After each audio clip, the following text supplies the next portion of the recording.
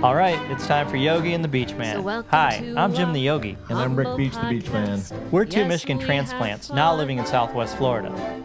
In fact, we're cousins born in 1964, just a month apart. I like to meditate. And I like to play bass in a band. I'm into chanting Om. And I'm into throwing down some classic rock. But together, we're on a mission to promote people that are helping other people. We want to make the world a better place. One conversation at a time. So sit back, turn up the volume, and get ready to laugh. Because we like to have fun while we spread the love. Interviewing lovely people, yes, we have fun. So Rick, man, what have you been doing?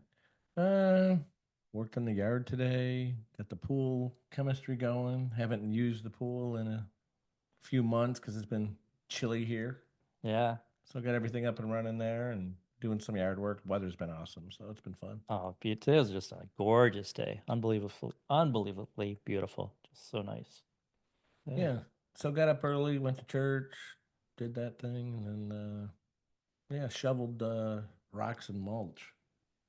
You know, the front of my house, it's got those little, that's all coming out. So did you go buy new rocks and mulch, or just moving stuff? I'm getting rid of rocks and mulch. Oh, okay. There's at least 6 to 8 inches of rocks and mulch mixed together to get down to dirt. Because I just like flowers. Yeah. And it was raised up 7, 8 inches. And it just didn't work. So now it works. Where are you putting it all in the back? Yeah, I'm building a berm. Oh, nice. And then I figure I'll cover that with dirt, and then like put a ton of flowers on it. Yeah. So it's just the cool background. Because you have to come and see, because my neighbor next door, have you seen her garden? No. Oh my goodness. It's spectacular. Yeah. What she's put together since October. It just is spectacular. And that's great. We kind of crashed her house yesterday, and then we actually have a real farmer 2 doors down who has like 1 or 2 extra lots and a tractor and all this stuff. He's got hundreds of pineapples in different stages. He's got hydroponic tomatoes under trellis as big as this living room. Yeah. So he climbs them up, and they're growing in 4-inch square downspout gutters. In these little tiny cups. Yeah. And they're climbed up 6 feet, and then they spread out and hang and have tomatoes as big as your fist. Oh, that's amazing. It really is. And it's very inspiring because I like to do that, but I do it on such a tiny scale. Like I have this little galvanized trough that I've been growing lettuce in, and that's been fun because I can get fresh salads out of my galvanized trough 2 or 3 days a week. Oh, that's nice. It is nice. Yeah. And all my cherry tomatoes are blooming. So I can get a handful of those out every 2 days.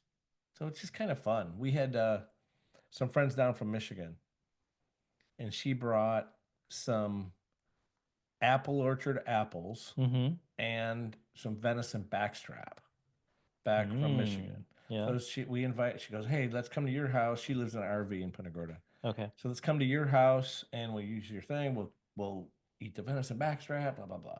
So it turned out that that's when we got these 2 garden tours of my 2 neighbors, and we came back with fresh Brussels sprouts, more tomatoes, more lettuce, a cauliflower. Anyway, it was really fun because it ended up being absolutely nothing that we ate for dinner that night was not out of my yard or the 2 yards next door. And that's the way to do it. Except for the twice baked potatoes, but that doesn't count. But really everything else, and it tasted better. Yeah. Oh yeah. Somebody Fresher, came better out of energy. just cool. Yeah. That you grew it. Yeah, absolutely. So I had a grow light the grow light you sold me. Yeah. In Kalamazoo. I gave that to my neighbor today. Okay. Because Marla's her name. She's the one that had that Florida Panther pick. Yeah. Yeah. And did you ask her where it was? No, I didn't want to pin her down because I don't think it's where she said it was, and I didn't want to go there in case it wasn't. And why? Because she told me it was, and I have no. That it was definitely in her backyard. No, when she said, "Hey, look what I've caught on my trail cam." Okay. And I'm But like, that doesn't mean her "Whoa." trail cam's in her backyard, right? I know where her trail cam is. I Oh, can see it from my table in my pool cage. okay. I can literally see it. All right. So I know where her trail cam is. And she implied to me that she got that picture From from her that backyard. trail cam, like Yeah. just a few nights prior. Yeah. So this mountain lion stalking the neighborhood. That's pretty wild. Well, yeah, I guess. Yeah. If it was real. Right. Yeah. That's amazing. But maybe the trail cam was in a different spot when she got that photo. Yeah. And it was at night. That's why I'd be curious, So, well, you'll eventually meet her because you're over the house and you can bring it up. But she's like, I have so many of this and so many of that. And when I see what she's got growing, I know she's just going to have an overload of extra. Nice. So I figured if I donated that grow light to her, she's like, do you know what the Kelvins are? Kelvins? Kelvins.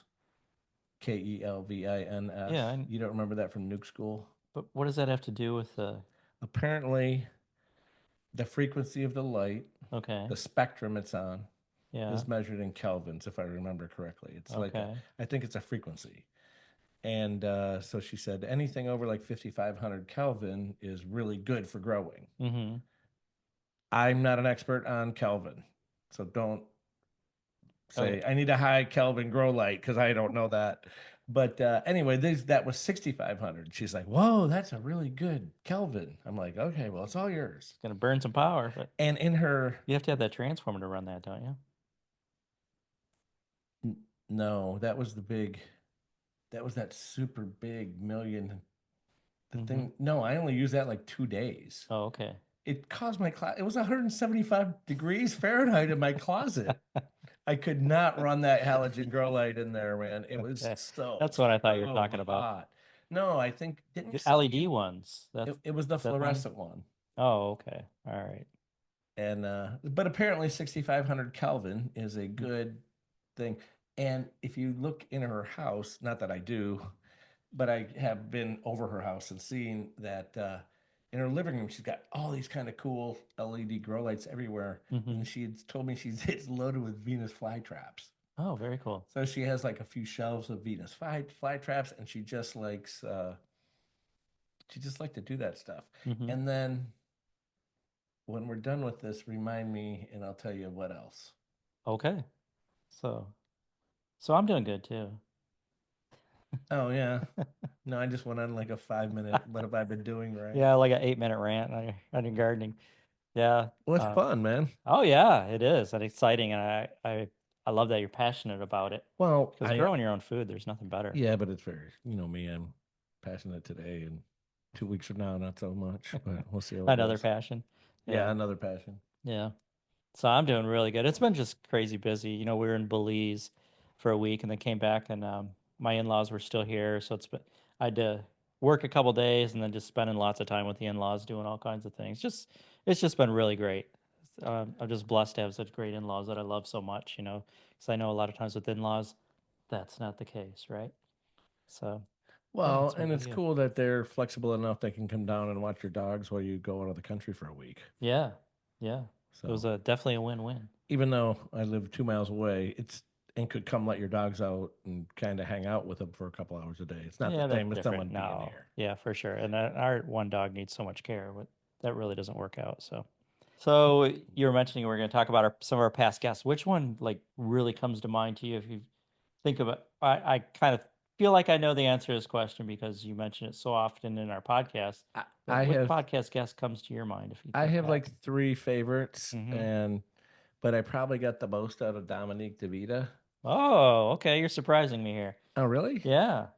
No, because a couple things that we had talked about on the podcast really stuck with me, and she was so easy to talk to, and we had talked that was kind of, we're not really geared to, we're not like a sex type talking type show, but it certainly is in our wheelhouse as far as helping people and get better, things that you need. And anyway, just a few things that she had said really, really stuck with me. Which ones? just I don't know. It's kind of hard to describe, but I really did get a lot out of her. And a couple days, well, actually, it was 2 or 3 weeks later. I sent her a long email. Yeah. And kind of thanked her. Mm-hmm. And Great. so it yeah, she was her, and then Catherine Corona, Mm-hmm. the vibrational. No, she was a meditation lady out of California, and I just really, really dug on her. Yeah.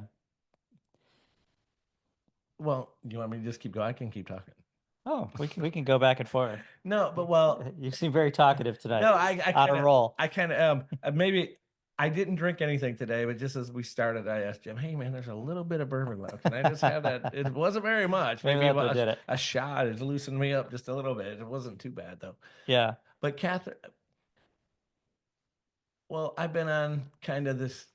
I've talked about this before. How we just kind of I'm kind of learning all this new stuff. Yeah. And then that combined with, so I pick up little bits and pieces of all these things from all these people. Mm-hmm. And Catherine Corona was really just a good energy, and I just vibed with her super good and learned a lot from her. And on just how to keep your head in a good space. Mm-hmm. And I'm such a novice at all this stuff, so I take a little bit here, a little bit there. Yeah. Yeah. It's all baby steps anyway, right? It is. Yeah. And then I like Cal too. You did. Oh, that's who I thought you were going to say first was Cal Melquez, because you have come back and back to him so many times and about how much you got out of the little bit of awareness exercise that he did with you. And well, only because I use it so much. Yeah. Which I never did before. And maybe I've just used Cal's advice, mm-hmm. which really was the starting point for me to kind of open up and realize and kind of take in and actually not take in, but recognize mm-hmm.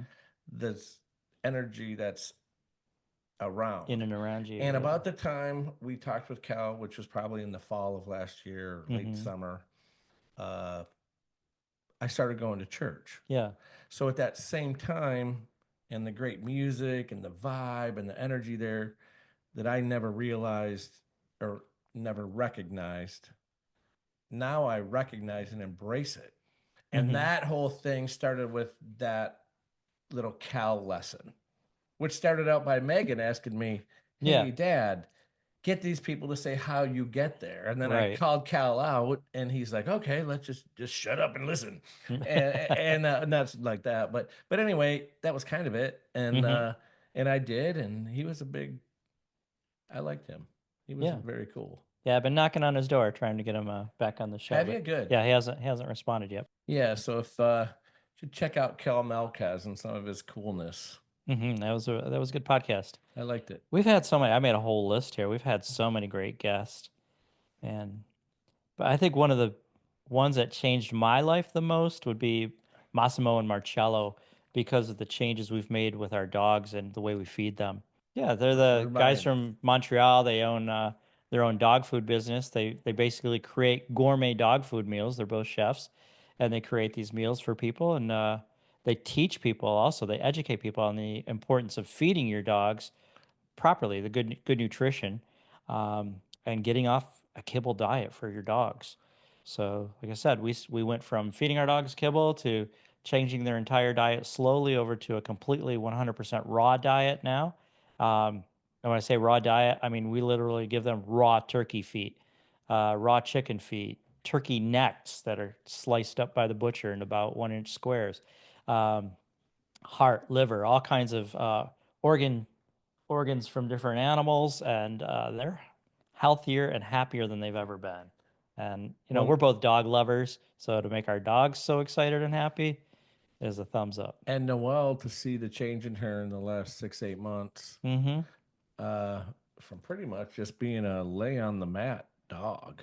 Yeah, when you're here, she has her moments. She's nocturnal, so she usually gets up about 9 o'clock and rock and rolls. But she wasn't really looking that good. No, you're right. And she's 15 years old. No, right. And she looked like she was ready to go. Now she's 15 years old and doesn't look like she's ready to go. You should have seen her 4 days ago. I was thinking on Friday we're going to be putting her down. Oh, really? Yeah. She couldn't move her back right leg.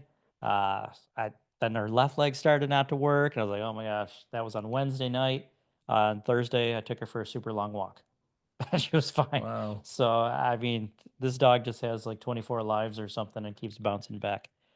Yeah. I've been going down to the Frisbee golf track at Centennial Park for walks. Yeah.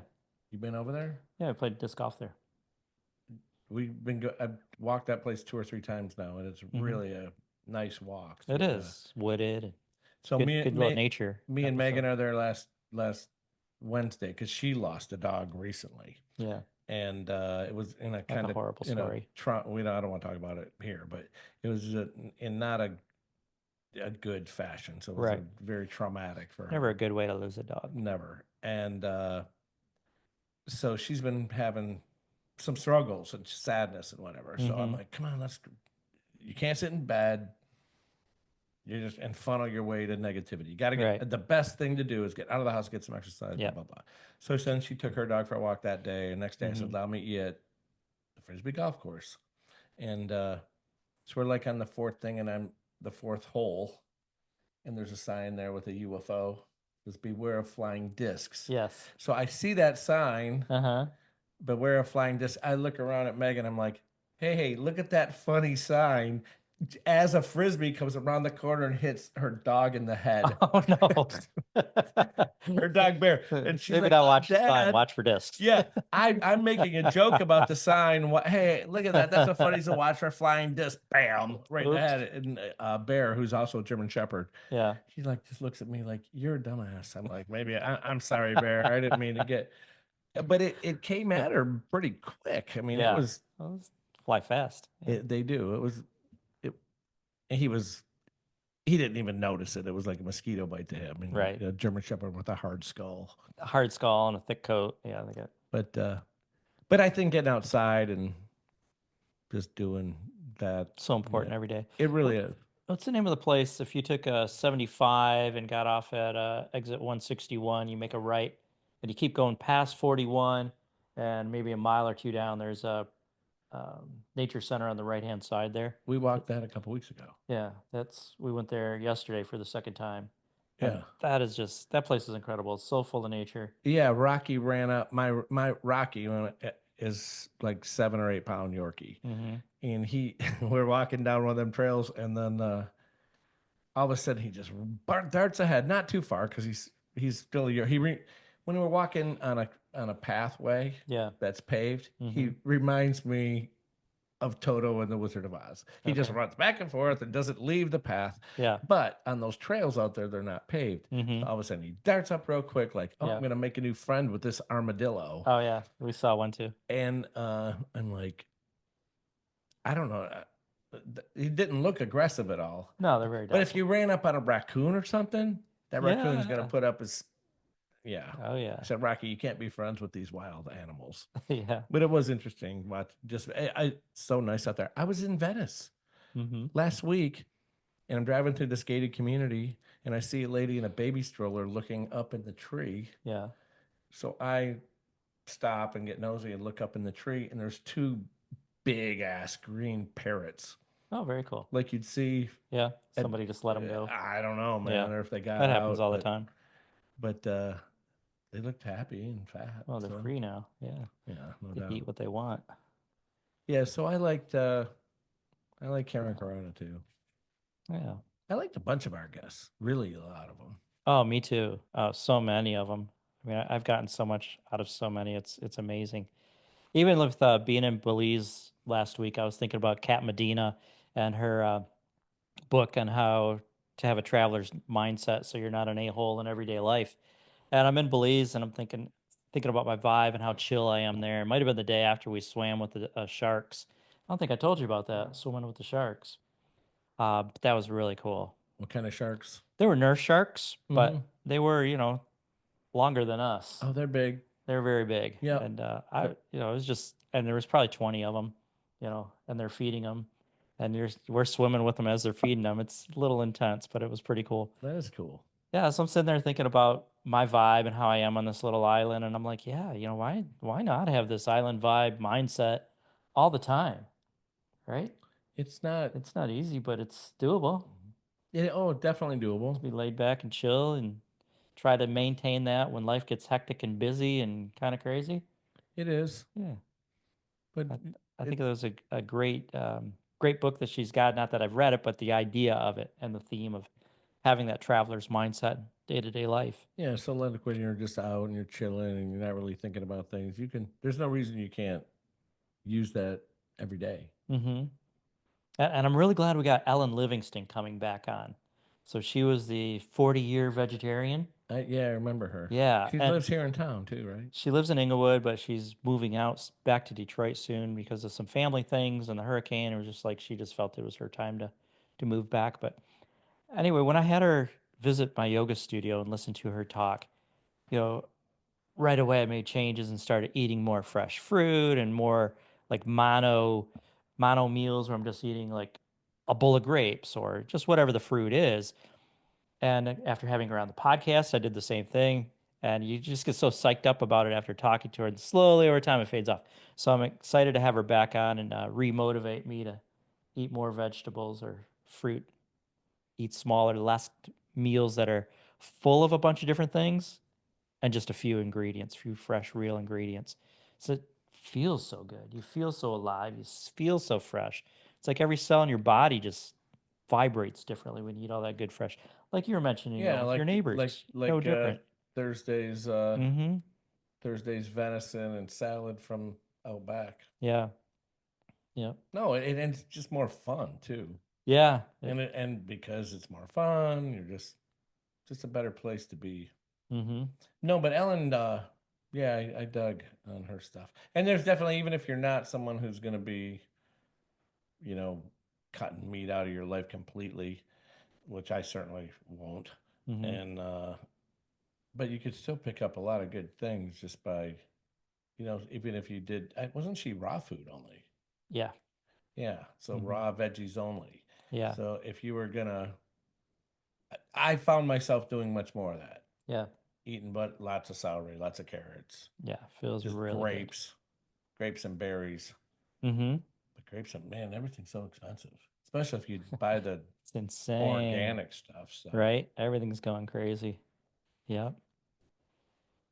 So I think one of the first real spiritual people we had on the show was, or at least that went there, was Risa, your friend, yeah, and she grows produce and fresh stuff. yeah, Like, uh, yeah. I've known Risa 12 years, mm-hmm.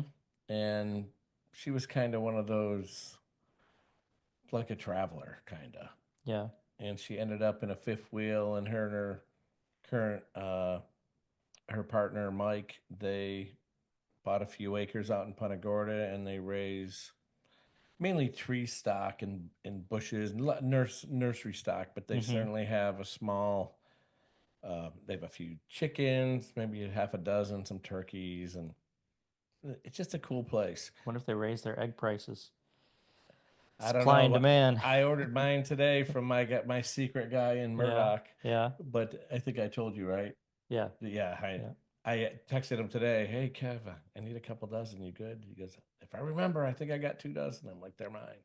So yeah, my guy picks them and I pick them up the next day. So because I made homemade. Well, we started talking about Maximo and Marcelo, Mm-hmm. and then maybe we got off. But you started talking about the dogs. Yeah. But yeah, I made a couple of improvements Rocky's food. on Rocky's food from those guys, like by taking eggshells. Yeah.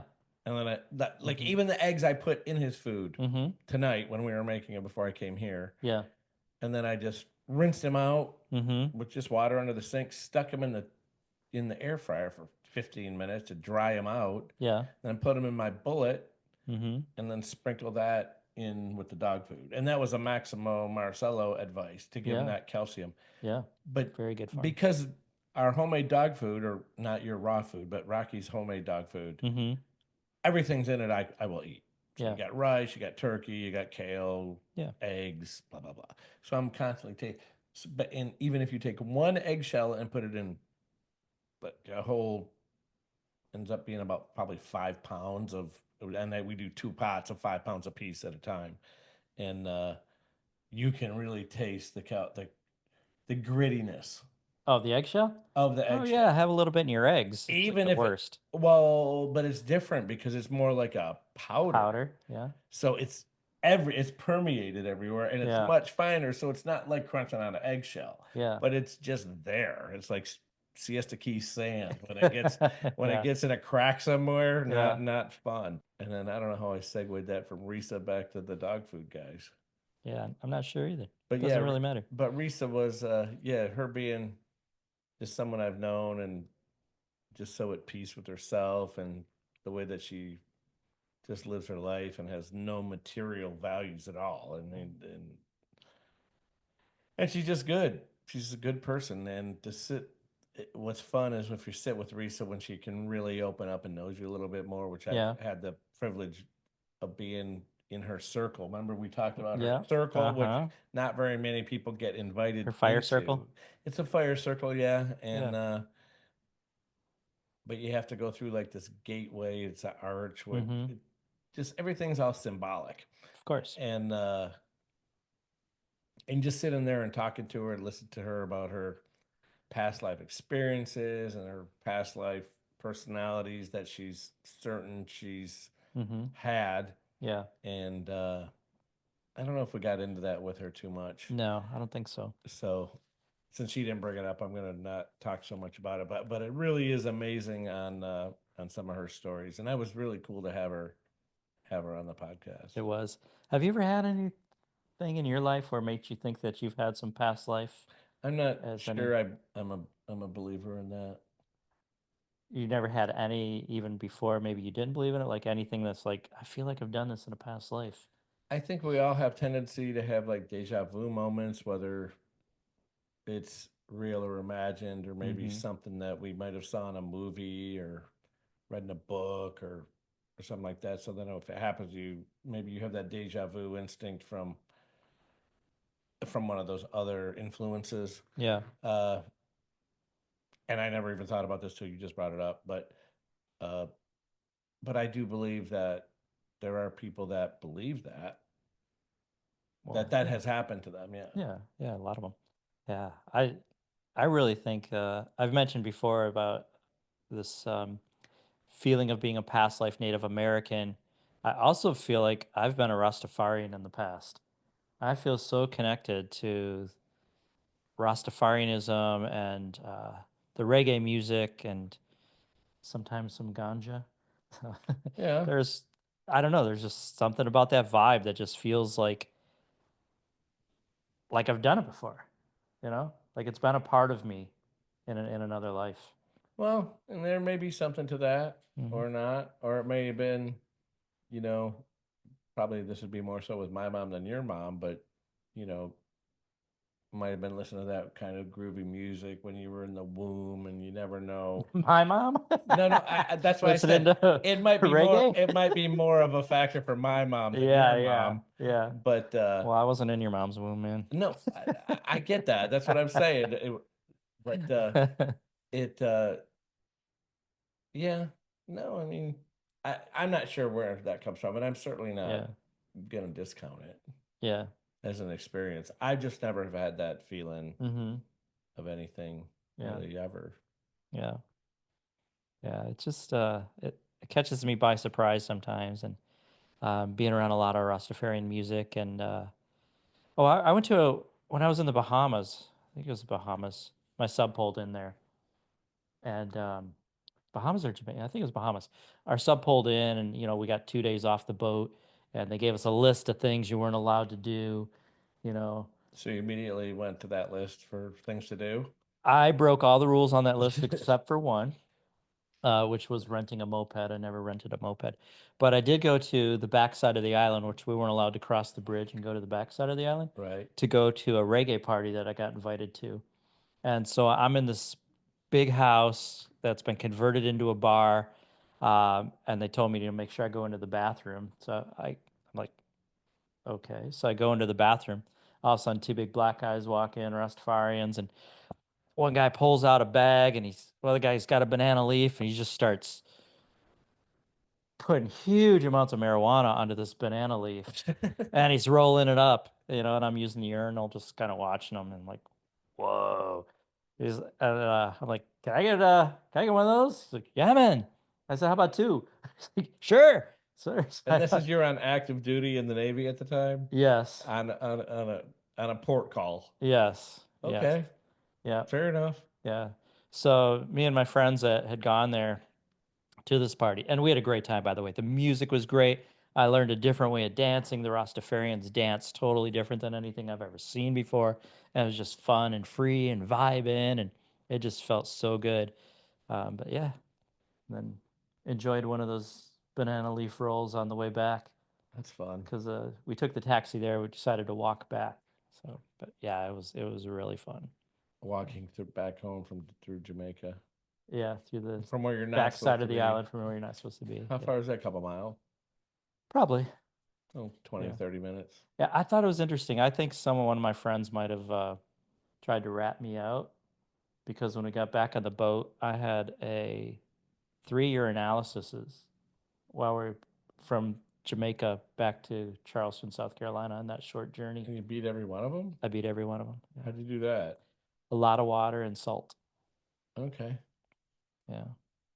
I used to beat urinalysis by, is that what plural urinalysis is? Sure. By literally just flooding, but basically the same thing. Mm-hmm.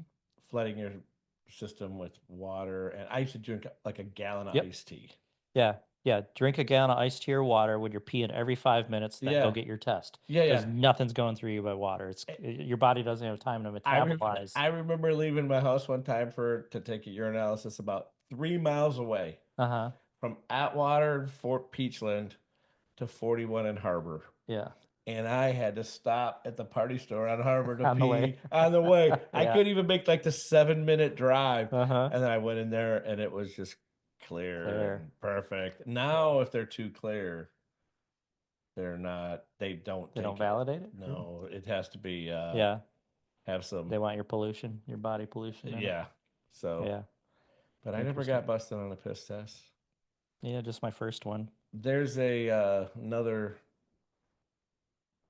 friend of mine who just recently had to take a urinalysis, used it's called like Quick Fix. Yeah. It's like synthetic urine and it's got urea in it, which is now they test for it because comes out of you and your pee. And so the secret to that is just having the temperature correct. Yeah, that's very important. If the temperature's not correct, you're done. Right. But that stuff works, huh? Well, apparently. Yeah. I've had friends that swear by it. I've never tried it. Yeah. Other nurses, I've had this particular person, a friend of mine. Yeah. That's used it successfully 3 times. Okay. So it's easy. Yeah. Caution on water if anybody at home is going to try to drink a lot of water like that. Overdose of water can actually kill you. So you can drink too much and die from drinking too much water. No, just go get some Quick Fix too. There you go. Who else on the list? We got a lot of people on the list. Oh, what about Olivier Mancondo? Yeah, remember him? Oh, yeah. He had a was from great Africa. story. Yeah. Went to Europe, gained all this weight on a white man's diet after living in Africa. I don't know if you can just call it a white man's diet, but a more westernized England diet, which is, the entire body of England would eat the same way, all of the races, depending. Well, I feel like the white man created that diet. That's why I call it that. Not that only white men eat it, because it was, the Anglo-Saxon Americans or whatever that created this agricultural systems that we have that, created monocropping and only white people were involved in that. See, I don't like that identity type stuff. Yeah. It just I automatically want to push back because that I think is the problem with the division in our culture right now. So to bring up that it's a white man's menu that caused Olivier Mancondo or technology or whatever, just the white guys. Yeah. I mean, unfortunately, or fortunately, the Western world was dominated by white people because there's 95% of them. So Yeah. technically you may be correct, Yep. but to just throw that out there just as a why would you throw it out there that way? I didn't think anything of it. Because it's kind of derogatory. To You white said man? it in a derogatorily. You mean it, it comes across as a derogatory toward the white man's, what do you call it? Diet? The white man diet. Yeah. Well, I guess I do have some uh I think that a lot of bad decisions have been made by the white European man in Europe and coming into America. And yeah, I hold some resentment about that, I guess. So if you had the choice of who should have made those decisions back in Europe or in America, who would you have gave that power to that would have made better decisions? People that weren't greedy, regardless of their color, people that were looking out for the best interest of everybody and not some to fill the So pockets of some corporations. does a white man not have the capacity to do that?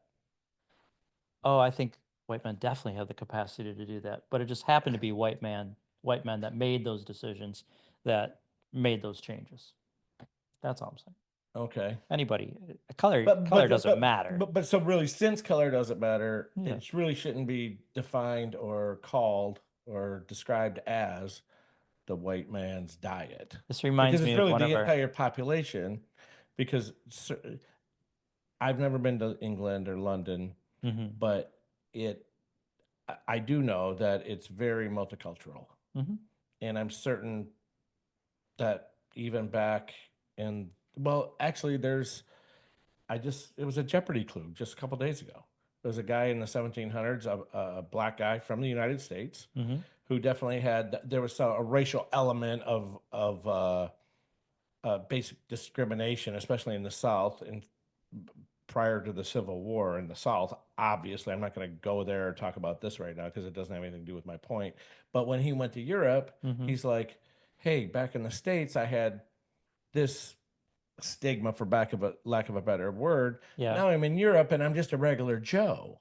Yeah. So, not to belittle or beleaguer this point, but you said, okay, so Olivier Mancato grows up in Africa. South Africa. He's a I don't think it was lean, South Africa. mean, I think it was South Africa. No, he moved to South Africa from somewhere else for a second. Maybe that was his third Yeah. stop. Yeah. But anyway, he grows up in Africa. He's on whatever the native or what the local Africans would eat. I'm sure Mhm. their diet is different from us. Right. He was kind of a lean, mean teenage machine Yeah. and just looking, looking good, like you should look, fit, Yeah. and Healthy. moves to then I think what he was in late teens, plus Thanks. early 20s, if I recall. I don't remember. It doesn't matter. But he ended up in England, Mhm.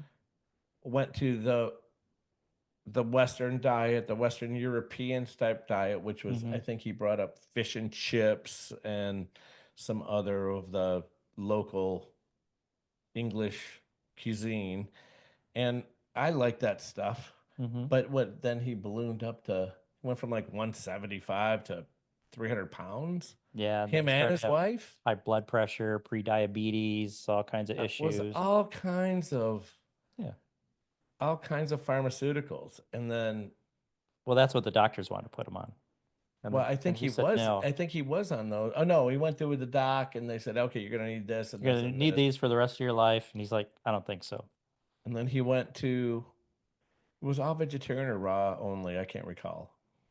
But He anyway, went to a plant-based diet went went to a because he heard plant-based Sadhguru diet. talk about the That's right. importance of a plant-based diet for your health, especially if you're having these type of ailments. And then he started dropping weight and dropping weight, looking good, just taking Mhm. care of himself and High blood pressure went away. all the things and all the Diabetes markers are gone. and he no longer he decided at that point he was not going to become a pharmaceutical company slave, Hmm. which is so many of us are. Yeah. And so many of us, I'm going to see my doc on Wednesday for my annual physical. Went blood work last week. All my tests I looked at came out pretty good. I was low in vitamin D, Hmm. which they won't even test for you unless you ask them to. Interesting. Uh, which I was kind of surprised. because I don't supplement with vitamin D often, but I am outside all the time. Yeah, but how close to you being ill? Because you were sick for a couple weeks. I was really in a bad way. And then how soon after that did you go get your blood work done? Well, I got my blood work done on Thursday. Okay, so not that long after. So. No, but I am. And you are paler than normal. You might not have been out in the sun as much as. Maybe I did stay in. Well, it was cold too. And then it was cold. Yeah. So yeah, maybe all those were factors. And there was something that you need for your body to make vitamin D. If you don't have it, even if you get the correct sun exposure, you won't get it. It might be C or an amino acid or something. I forget what it is. Yeah, I'm not sure. Yeah. But you can supplement with D, right? And that's the same thing, right? Or does that depends. It depends. Supplements are interesting because from what I've learned, there's supplements that you're buying that is basically just passing through you, giving you expensive urine, basically. Yeah. And then there's supplements that actually work. Like I think if you're looking for a good source of vitamin D, I think it's cod liver oil that gives you that. Really? Yeah. And, a lot of people don't want to take cod liver oil because it tastes disgusting. I don't care, though. And I can deal with that. I think there's something you have to take with it, maybe like a certain fat or something to really have it processed properly. Yeah, I think most of the vitamins that you're getting in a store are just really garbage. I think that zinc you need to have vitamin D processed better in your cells. I'm not sure. We should get someone to talk about that stuff. Let's do it. Yeah. But Olivier Mercado, he goes back to, he goes on this plant-based diet. He gets healthy. And now gets his wife on the plant-based diet. And he gets healthy. If I recall, he was like 55 years old and looked 32. Yeah. Yeah. I mean, he was a really good-looking guy for his age. I was just amazing that it was amazing how good he looked for his age. Yeah. And his wife the same. She went from skinny to big to not big. And so he was pretty inspiring, and I kind of dug on him a lot. Yeah, he was really cool. I really like Giselle Taraba too. Do you remember her? Giselle, yeah, I do.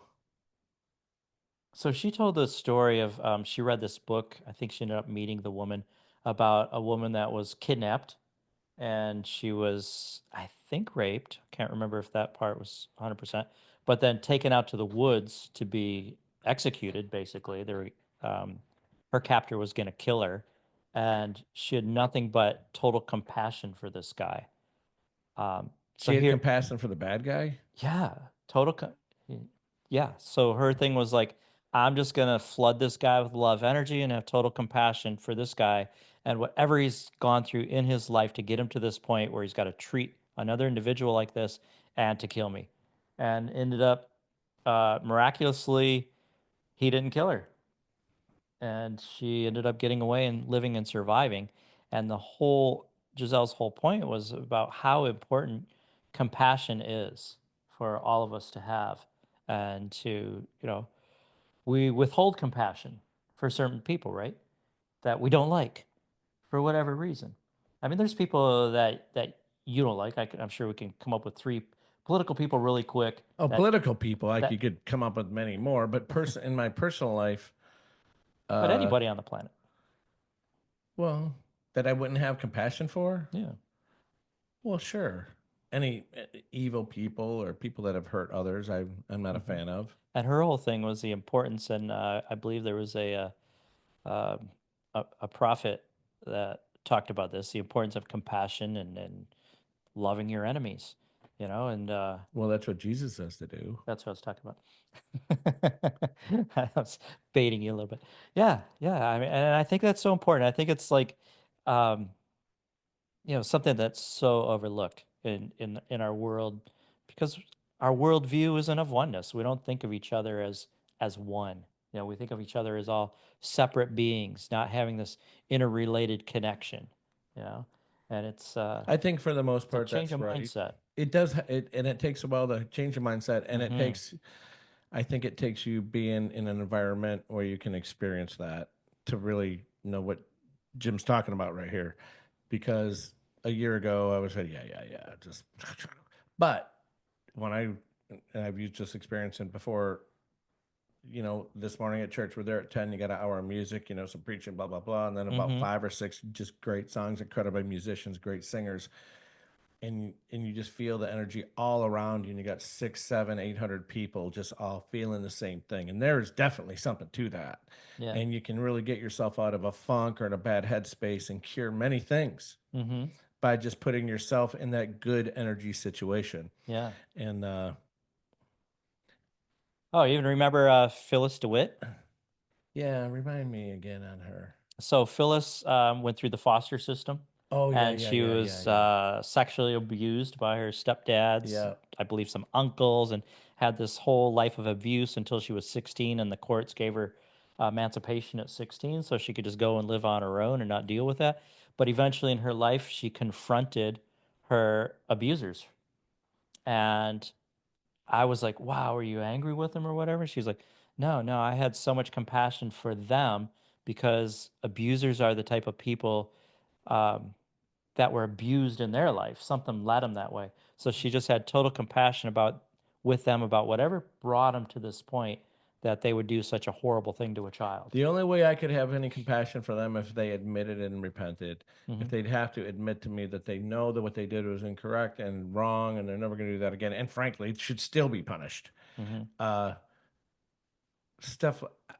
She's a better person than me Mm-hmm. because I don't think if if anyone of my 3 daughters anything was ever happen Well, like you that. did mention in a podcast that you are you'd be open to being one of the most spiritual people on the planet. So I mentioned that yeah, that I'd be open to being one of the most. yeah.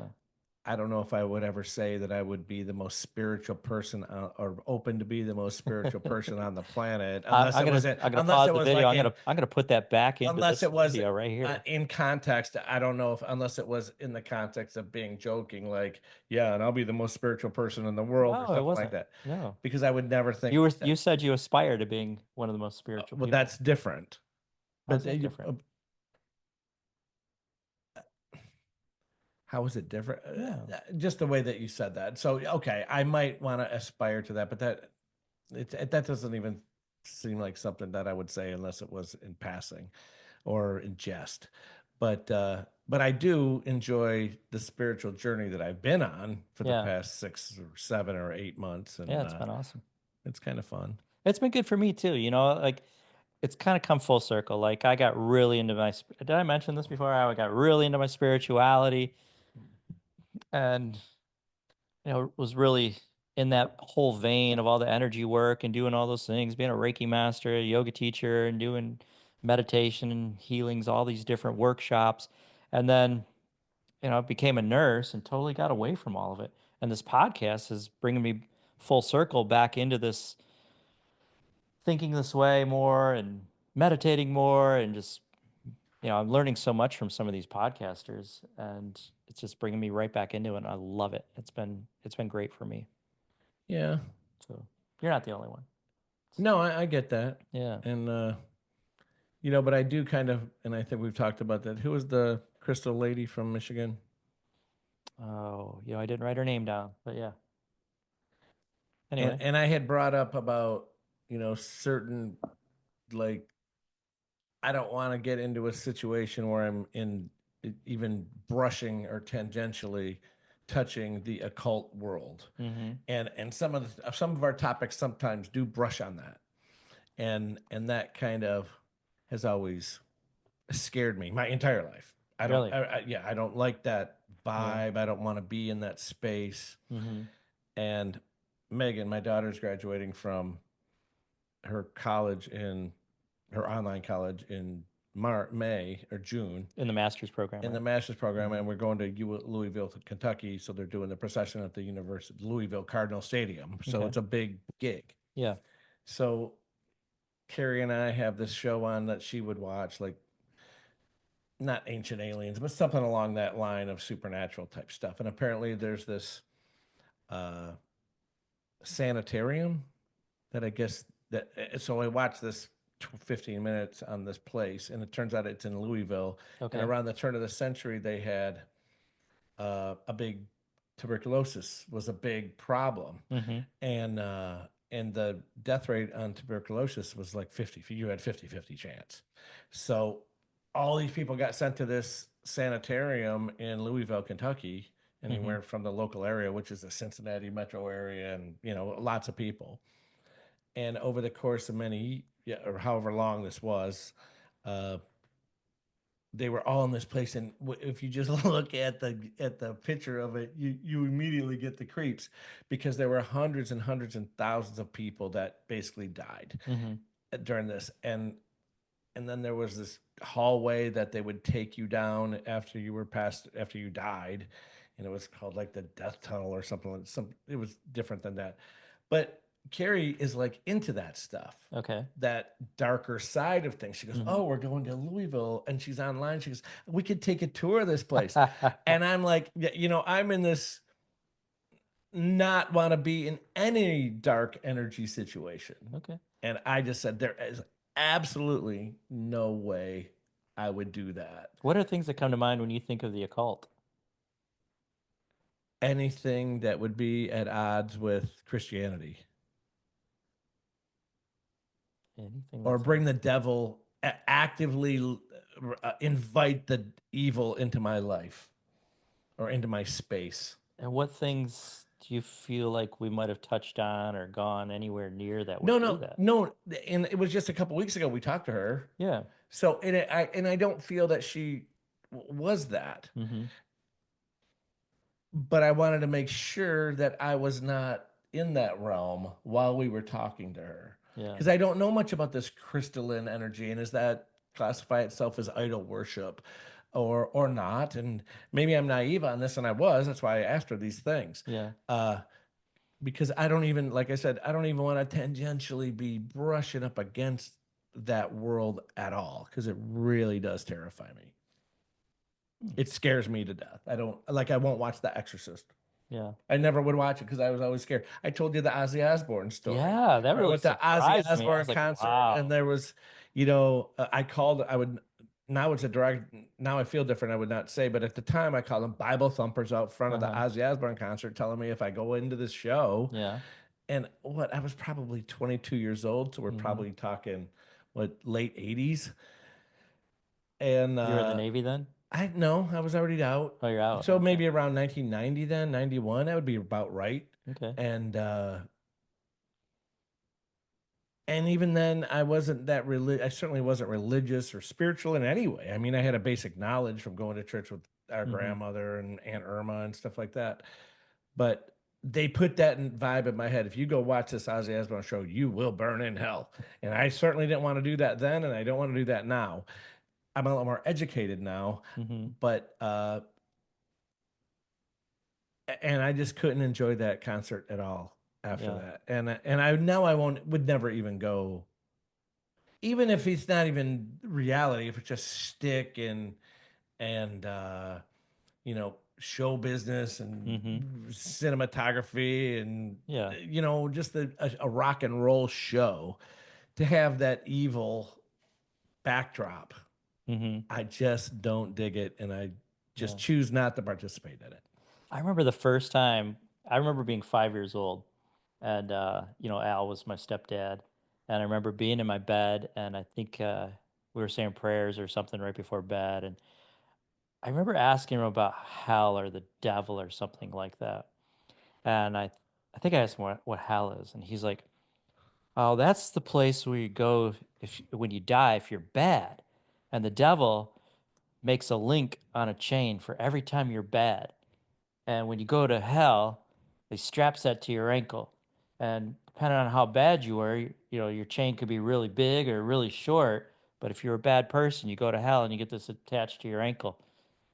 And I'm 5 years old, and I'm thinking, that's the biggest piece of horse shit I've ever heard. At 5? At really? 5. Yes. I was like, no effing way that's a reality in any sphere. I mean, you can believe whatever you want. I don't know if I would. For me, I was like, I don't know. No, I don't believe know that at 5 crap. years old if I would have had the mental capacity to make that. I think you're so, not you, but I think I would have been so just open to the power of suggestion that I would just, that would have scared the shit out of me too. You'd have been such a better kid. No, but that's the, I was really, I mean, we didn't get any, I mean, we were boys, but I mean, never really got in any big trouble. No. But I got out of some big trouble, but I never got in any big. I never got really in any big trouble. Yeah. I could have gotten someone. No, a different story, but Yeah. but anyway, no. So that was cool talking about all that old stuff. Yeah, definitely. Yeah. I really love the podcast with Juliet Bryant too on the 7 magic mushrooms. Oh yeah. And none of those were about magic mushrooms, like psychedelic mushrooms, but just learning about all the different. I mean, she cured her son by giving him mushroom tonics, and just the power of mushrooms and the That mycelium, and how the mycelium allows plants and trees to communicate and share resources. I just think all that's fascinating. I think that was a great podcast. and I thought well, and we mentioned earlier that I went down, or you asked me where that park was down there, what that's called that we went to last week. Mm-hmm. And while we're going, well, we were at the Frisbee golf course a couple days ago. Yeah. And I said, hey, look for in the podcast. Juliet was saying any mushroom that grows on a tree, Mm-hmm. you can eat. Yeah. You got to know how to prepare it. Oh no, I get that. Yeah. But it wasn't going to kill you. Mm-hmm. And I'm not. Hey, if you want to pick something off a tree and eat it, make sure you know what you're eating first, obviously. Yeah. But and then Carrie said, "Oh man, at that park down in Punta Gorda, there were mushrooms all over those trees." Oh yeah. And I said, "Well, I wish you'd have brought that up. And next time we go down there, we'll take a sack and Yeah. pick some mushrooms, and then I'll send some pictures to Juliet and say, hey, can I eat these?" They have apps you put on your phone. Oh, and Mushroom it just identifiers. oh, that'd be cool. Yeah. Oh, Yeah. I'll for sure do that. Yeah. But that would be cool because, man, I bought a small little pint of Baby Bellas Mm-hmm. today. It's like $7 Yeah. for the organic ones. Yeah. It's still like $4.50 or $5 for the GMO crap. How do you have a GMO mushroom, by the way? Genetically modified mushroom. And there's spores. Well, I mean, I don't know. The same way GMO anything else, huh? yeah, you're changing the DNA. Yeah. I heard, speaking of DNA, Mm-hmm. I heard that there, and I haven't verified this, but there was a Yale medical school study recently, just came out last few days, Mm-hmm. that really takes the COVID vaccine and puts it in the category where it really should have been the entire time, that it never was a vaccine, and should have been called the gene therapy to begin with. Mm-hmm. And so it's interesting how this all falls out. Yeah, it is. Yeah, I guess, kind of surprised, but not surprised at how many patients I'm going to see right now on in-home visits that are elderly, that have lost all respect for the healthcare system because of having to get the COVID shot. Because after they got the COVID shot, they've been having a bunch of different ailments. Oh yeah. And they feel and believe that they're all linked to this COVID vaccine. And even we had Alan Livingston on. She believes her dad died from getting the COVID vaccine. Certainly, we probably got to. YouTube will still strike this if for talking about this. I don't think so. It didn't do it last time. Well, so. Hopefully not. Well, that's good. But there's no doubt that there's been the vaccine injury case on the from the vaccines when it was never designed to stop transmission or infection. Right. And how do you measure the fact that, oh, it reduces the symptoms or the severity? How do you is measure that measurable? Right. When You know, everybody's if different. right, I mean, if Yeah. I'm 60 years old, I'm in pretty decent shape. Mm-hmm. You're the same age and in pretty decent shape. But we would probably have similar symptoms. I think if we got COVID, maybe not. I mean, sure, it depends on your internal physiology. Like I just mentioned to you, had my physical, and I'm vitamin D deficient, so figure out how to bring that back up. But if you're not, my symptoms might be worse than yours. But if I got the shot or you got the shot, they'd say, no, Jim's symptoms are better because he got the shot with no data. I mean, how can you have a baseline or on that when so many environmental factors are? We all know is just a bunch of bull crap. That it really is, and it just still. Yeah. So anyway, you know how you talked about cholesterol, high cholesterol, and how they figured out a drug that lowers cholesterol, statins, and then they said, oh well, let's use it to treat this. Well, I listened to this doctor yesterday on a podcast. I don't know the host. I don't know the guest, but he's a specialist on insulin and insulin. Uh, when you're Resistance or resistance, thank you, insulin resistance, and he was pointing out how insulin resistance causes all these different things to happen.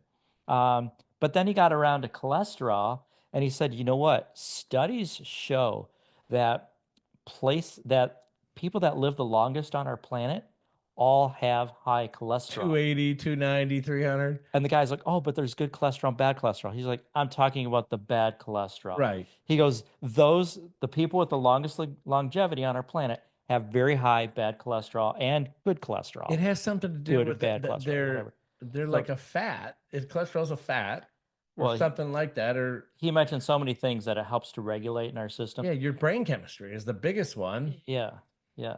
And well, I remember when I first learned about it, the nutritionist that I worked with is like, man, cholesterol is what fixes the little fissures and rips and tears in your arteries. He goes, man, trying to lower your high cholesterol is like shooting the fireman that comes out to put the fire at your house. Yeah, and if they wouldn't have figured out that statins just would by chance reduce your cholesterol, there'd be no cholesterol drugs, and we'd still be fine to have 280 cholesterol. And I know for a fact that when I go to my physical on Wednesday with my doctor, Rick, man, what's up with these statins? And I'm going to say, Jennifer, when I asked you guys for ivermectin when I had COVID 2 years ago, and you told me you wouldn't do it, and I challenged you and said, with data and facts, and you said, we just don't do that here at Millennium Physicians Group, that huge corporation that it is, because it violates their she didn't say this, but it literally it violated their corporate policy and their deal with pharma. Anyway, well, it probably also violates corporate funding. A lot of hospitals got corporate funding. Well, this is just my doctor's office. Well, if she's tied into a group, it all ties. Oh yeah. Right? Oh no, they're all into our group. But what were we talking about? I got off track. I get spun up when I start thinking about this. We were talking about insulin resistance. Oh, well, yeah. Oh, statins. So, I mean, I'm going to go in there ready to defend and say, I will not take a statin to lower my cholesterol. My cholesterol is 273 or something like that. It's probably a little high according to their standards, but I don't believe them. And like you said, your patients, most of which are elderly, I'm assuming. Yeah, most of them. Absolutely. They no longer have faith in the medical community. No. The interesting thing is not the medical community's fault. The medical community didn't make this stuff up at the hospitals and at the doctor's medical offices. Community fell in line, and doctors were not doctoring. Yeah. They were. Our government made them. I mean, they had to. First of all, there were many doctors out there that would not go along with that, and they got censored. So there's 1,000% government toe the line. And I don't besmirch any doc or nurse that took the shot and went along with all that bullshit when they knew better, because they had the kids to raise and a mortgage to pay. You got to do what you got to do, but you still have to honor the Hippocratic Oath. It says do no harm. And you know what? You could not go to your doctor's office and get a COVID shot. If I went to Millennium Physician Group and said, doctor, I'm not going to say her name, but give me a COVID vaccine, they would send me to CVS or Walgreens. Really? No docs would give that shot. You could not walk into your doctor's office and get a COVID shot. You were sent to a Walgreens, a CVS, a Publix, a Walmart pharmacy. Well, I know when COVID was in its heyday and the vaccine was coming out, they were basically having nurses do it. Doctors normally don't give shots. Anyway. I'm just saying, you could not go to Millennium. At the time, I was really following this stuff crazy back 5 years ago when the screwing started happening. But I seem to remember, and I'll say this with a 80% degree of certainty, that you could not go to your doctor's office and get a shot from anybody for a COVID vaccine, whether it's Pfizer, Moderna, or Johnson & Johnson, whatever. You had to go to the pharmacy. Well, before that, there were drive-up.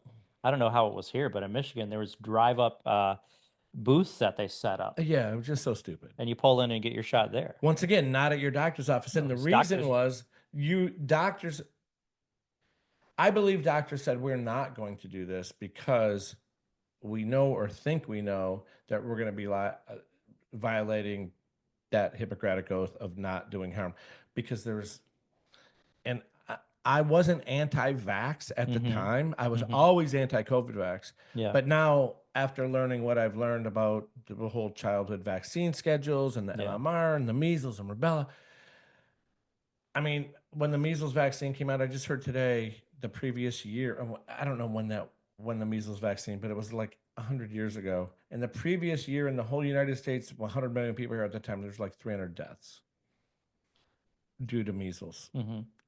A terrible, every death's a tragedy. Yeah. But to have to vaccinate the entire 100 million people to save the vaccines now, with the aluminum and the mercury and the aborted fetuses and different things that are in there that I just won't let inject into my body. You don't like neurotoxins? I'm not a fan of neurotoxins. Oh. No, I'm out. This is the second podcast in a row we talk neurotoxins. Yeah. Fluoride was the last one. Yeah. You got a chance to listen to our episode that has all the musicians on it, right? Our soundtrack hits of Yogi and the BeachMan? No, I know you. Oh, you didn't listen to it. I told you I didn't get it. It. No, I listened to the one we did last week. Yeah, but I listened to it in the car the other day. I'm like, this is actually good. We've had some really good musicians on. There's some really good songs. It was entertaining, and I really enjoyed it. With the Jones Brothers and Joe Riley and Chris Briney. Yep. Chris Jones. Yeah. Oh, yeah. Yeah. All those guys were good. Yeah, absolutely. We had any women singers? We haven't. I'd like to reach out to Catherine Corona again, because I know she... Oh, and you know who else? Schaefer Stedron. She has an amazing voice. Really? Yeah, I think we need to get her back for a third time and have her do a song, because her voice is just Well, it's different to ask someone to sing solo or a cappella. Well, I'm sure she plays an instrument. Unless she has, if she does, then yeah. Yeah. So we don't want to have karaoke hour. We don't? No. I love karaoke. Okay. Yeah. And we're gonna do our own version of a song soon that finalizing lyrics on, so that should be cool. I look for the soundtrack number 2. That should be pretty fun. Well, thanks for joining us on another podcast with Yogi and the BeachMan. Yeah. Hey, remember to hit that subscribe button on YouTube.